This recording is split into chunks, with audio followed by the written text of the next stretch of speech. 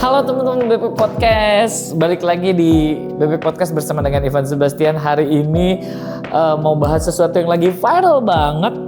Kita hari ini ngobrol santai aja ya, dan aku lagi di studio, lagi santai banget. Kita mau bahas tentang hal yang lagi viral, yaitu tentang film animasi One for All yang udah rame dibicarain di mana-mana, yang katanya budgetnya fantastis, ternyata eksekusinya minim banget ya. Dan aku udah lihat sendiri sih videonya, memang hasil kualitas gambarnya memang di bawah mungkin standar yang biasa dilihat. Kemarin-kemarin ini ada film animasi juga ya dari Indonesia yang keluar, itu Jumbo, yang keren banget dan itu dapat apresiasi yang luar biasa.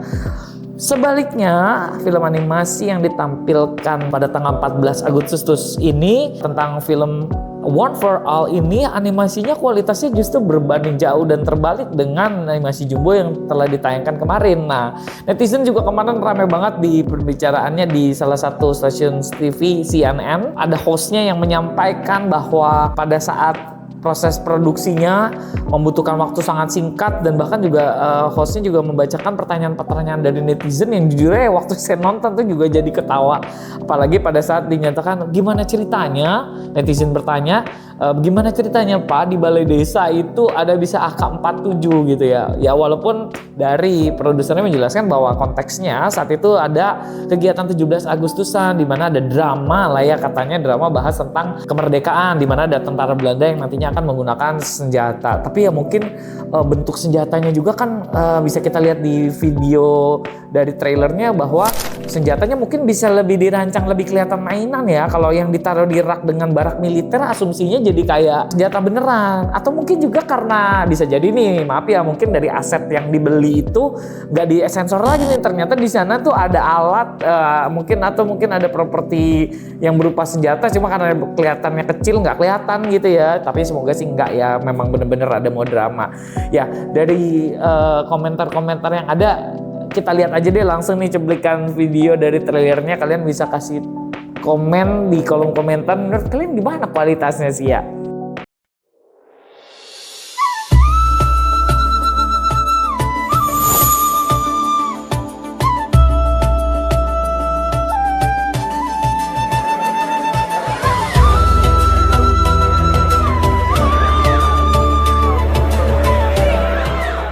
Aji, Nara, Dara, Tommy, Sari, Randy, Mika, Lina, maju ke depan.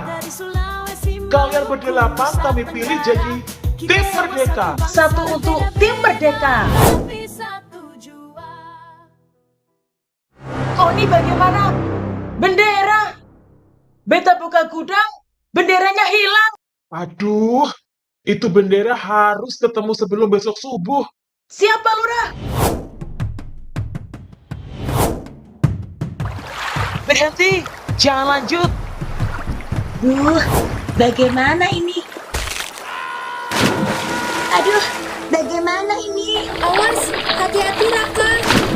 Ayo cepet, awas hati-hati, hati-hati banyak berbatuan. Aduh, Hati-hati Lina. Kamu gak apa-apa. Pelan-pelan ya. Tunggu. Lina mana? Lina. Lina, itu ular besar. cepat ke sana. Hei, ada burung cantik, tapi dikurung di dalam kandang. Pasti ada yang menangkapnya. Yuk kita lepaskan. Siapa yang melepas burung itu? Kita harus minta ganti rugi mereka. Jika kalian ingin bendera ini, tangkaplah burung yang tadi kalian lepaskan, lalu serahkan kepada kami.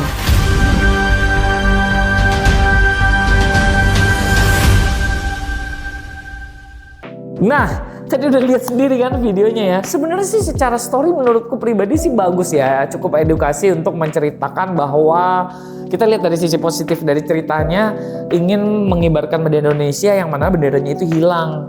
Dan mereka ditugaskan untuk mencari bendera tersebut. Adventure ya, agak pertualangan, mereka harus lewat sungai dan lain-lain.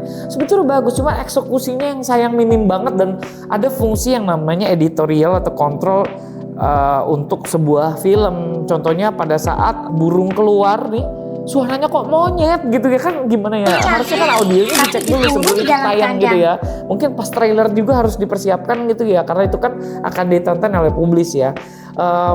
Kalau dilihat dari film ini juga secara visual antara background sama animasi yang di depan kok kelihatan kaku banget ya, kayak games yang masih baru lahir pada tahun 1900 mungkin 90-an ya. Kalau Nintendo tuh gamenya agak kasar gitu, wajar dulu ya tahun 90. Tapi kan sekarang udah 2025 guys, kok masih kualitasnya kayak gitu ya. Oke lah kalau misalnya bisa dibilang ini kan film buat anak-anak, oke. Tapi kalau dilihat film Jumbo buat anak-anak juga kan kualitinya jauh banget, gitu ya. Mungkin nggak tahu. Kemarin sempat ada klarifikasi katanya dananya nggak turun, nggak ada sebesar itulah dananya gitu ya. Urunan dan bahkan gotong royong gitu ya. Tapi kan spekulasinya yang beredar adalah ada dana yang diberikan. Kok bisa masuk ke XX1 dan lain-lain? Jujur aja belum tahu informasinya gimana. Mari kita sama-sama lihat dari sisi yang positifnya. Pertama, bahwa film animasi ini ditujukan memang untuk memeriahkan kemerdekaan. Itu usaha yang bagus, nggak salah juga dong. Terlepas eksekusinya masih minim. Kedua, ceritanya masih bagus kok, menceritakan sesuatu yang edukatif. Tapi sayangnya memang eksekusinya, gambar karakter anaknya, kalau saya secara pribadi melihat ini pengen menampilkan gambar dari berbagai macam suku ya. Mungkin itu yang suku-suku ada di Indonesia. Bagus, tapi eksekusinya yang nggak maksimal. Apalagi kalau ngambil template ataupun ngambil amati tiru modifikasi dari yang platform yang udah ada. Ya template bolehlah ngambil template, tapi tolong diedit lagi dikit kali ya, badannya nggak harus sekeker itu juga, karena mungkin saya juga suka gambar gitu, jadi bisa tahu kayaknya proporsinya masih agak kurang ya gitu, mungkin bisa dilihat lagi atau diedit lagi. Positif yang ketiga adalah ya punya semangat kemerdekaan untuk mengisi sesuatu dan mengedukasi tentang kemerdekaan kepada anak-anak. Kita patut apresiasi untuk hal tersebut. Tapi yang perlu dikritisi mungkin juga bisa jadi masukan. Mungkin di 2026 nanti boleh juga ada film animasi One for All yang udah direvisi, tapi namanya judulnya Satu Untuk Semua. Ya kalau agak mirip nyenggol dikit stasiun TV ya nggak apa-apa juga, mungkin bisa juga disiarin nama stasiun TV itu kan. Tapi ya intinya adalah gimana caranya menyajikan yang baik juga untuk ke masyarakat.